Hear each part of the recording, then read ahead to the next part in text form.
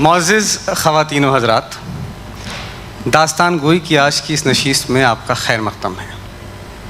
परेशान मत होइए, it only means that I welcome you all in this beautiful evening of दास्तान गोई today, and it is also warning to to all of you that आज आपके ऊपर जो है उर्दू की बरसात बमबारी होने वाली है।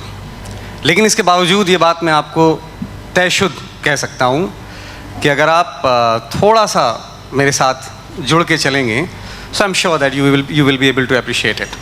So before I start a formal performance of Dastan Goi, I would like to say a few words about this art form and its history as well. तो साहब, दास्तान गोई जो है वो दो अल्फाज से मिलके बना है।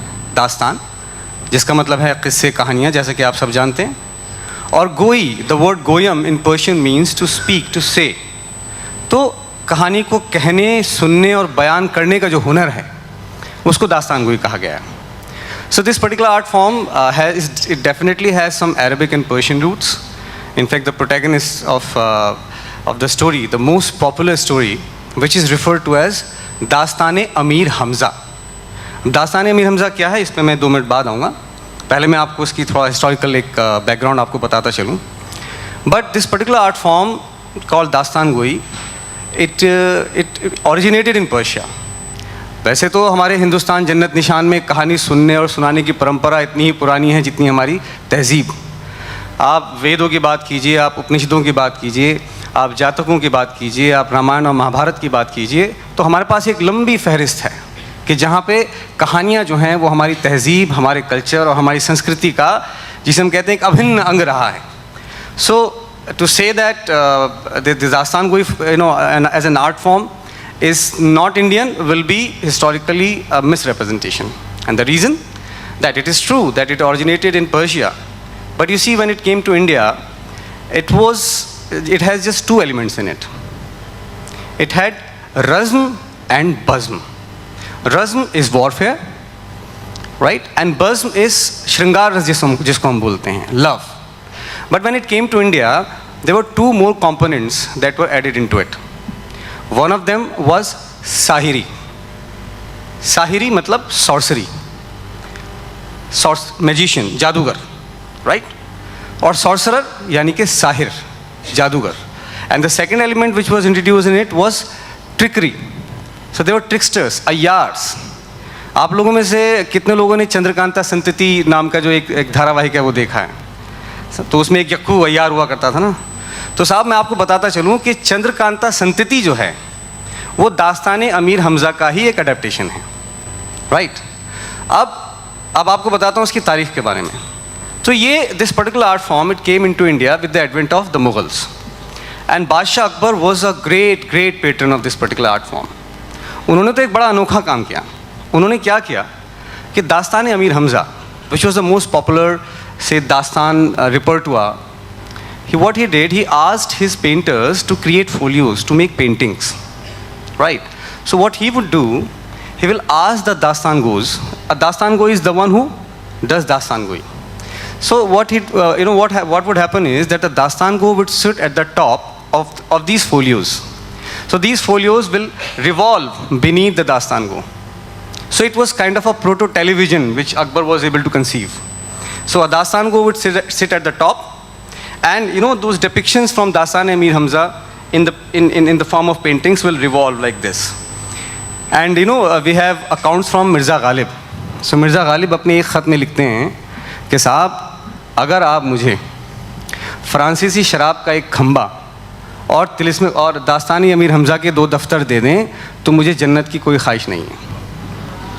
He says it like very categorically. You give me a bottle of French wine and 3 volumes of Dastan Amir Hamza, I don't wish to go to heaven. So that is the level of popularity it had in the 18th century.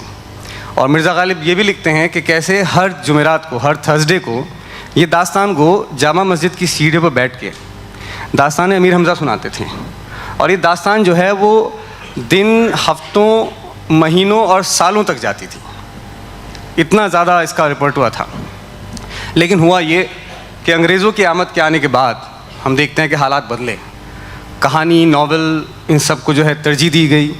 And somehow this tradition of storytelling, it receded into background. But At this juncture, we must be thankful to Munshi Naval Kishore. It's a very famous publisher from Lucknow, you must know.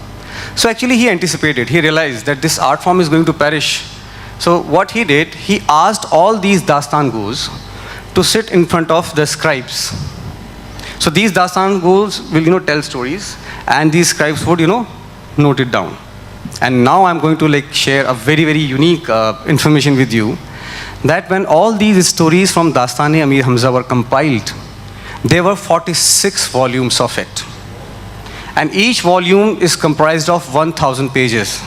So in all, it is a literature which encompasses about 46,000 words, which is the largest literature ever existed in humanity. आप चाहे इसकी तुलना जो है ओडिसी से कर लीजिए, महाभारत से कर लीजिए, शाहनामे से कर लीजिए, किसी भी एपिक से आप कर लीजिए, इतना बड़ा लिटरेचर हमें देखने को नहीं मिलता है। सो साहब, ये तो थी इसकी हिस्ट्री की बात। अब ये है कि इन कहानियों में है क्या, और मैं आज आपके साथ क्या करने जा रहा हूँ, इसका भी आपको मैं एक छोटा सा नमूना देता हूँ।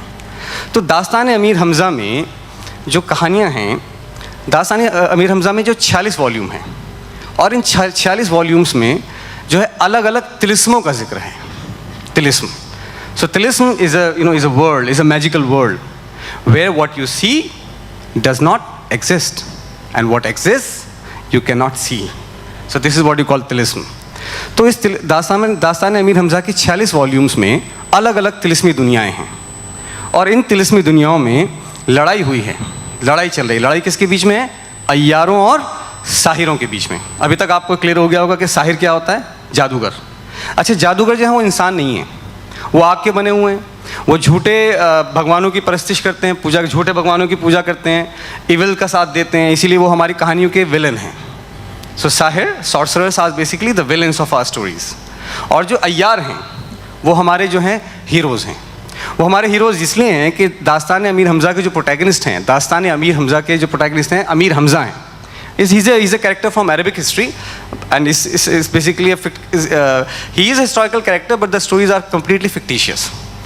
And in his fight against the sorcerers, against the sahirs, you see, Amir Hamza is assisted by his childhood friend, and his name is Umru Ayyar. So there are 4-5 names that you need to remember, not more than that, if you want to follow the story. So Umru Ayyar is the king of Ayyars. He is the protagonist. He is helping Amir Hamza. And there is this tilism.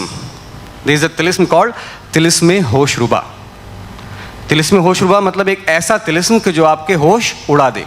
जैसे दिलरुबा होती है ना, जो आपका दिल ले जाती है, इसी तरह होशरुबा है जो आपके होश ले जाए।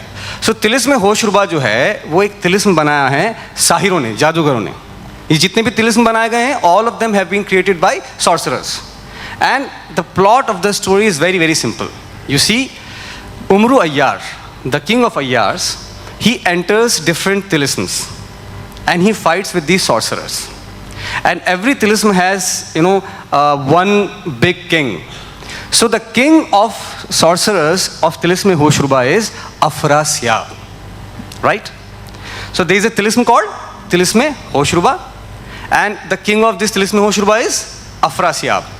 And Umru Ayyar has entered the tilism with 1,84,000 ayyars, right? And the simple plot of the story is that Afrasiab, the king of Tilism Hoshruba, he sends one of his lieutenants. His name is Azar Jadu. His name is Azar Jadu. And Afrasiab gives a magical portrait to Azar Jadu and says, look, the picture in this is that of a woman. But if a trickster comes to you, it will show the real picture of that trickster. And if that person is not a trickster, it will continue to be a portrait of a woman. दरअसल बात यह है कि अगर अय्यारों और जादूगरों के बीच में, साहिरों के बीच में लड़ाई हो रही है, तो साहिर को अगर पता लग गया कि सामने वाला अय्यार है, so he'll cast the spell and capture it. And that is the twist of the thing. हमारे यहाँ कहानी में कोई सस्पेंस नहीं है। अय्यार हमारे हीरो हैं और जादूगर साहिर जो है हमारे विलन हैं। लेकिन इन तमाम चीज़ों के बावजूद अय्यार उनको कैसे हराते हैं, ये कहानी का सार होता है।